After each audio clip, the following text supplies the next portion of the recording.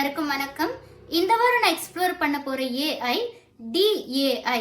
இந்த ஏஐ எப்படி அப்படின்னு பாத்தீங்கன்னா, யூஸ்வலாவே நமக்கு ஒரு ஆர்டிஃபிஷியல் இன்டெலிஜென்ட் யூஸ் பண்ணோம் அப்படின்னா வைஃபை இல்லைன்னா மொபைல் டேட்டா கண்டிப்பா தேவை. ஆனா இந்த ஏஐ நம்ம ஆஃப்லைன்லேயே ஃபுல்லா யூஸ் பண்ணிக்கலாம். ரொம்ப ஆக்சசபிளா இருக்கு. நம்ம ஒரு ரிமோட் ஏரியாவிலேயோ ஒரு ஹில் ஸ்டேஷன்லயே இருந்தா கூட கண்டிப்பா நமக்கு யூஸ்ஃபுல்லா இருக்கும். ஃபார் எக்ஸாம்பிள் இப்போ நான் ஓபன் பண்றேன்.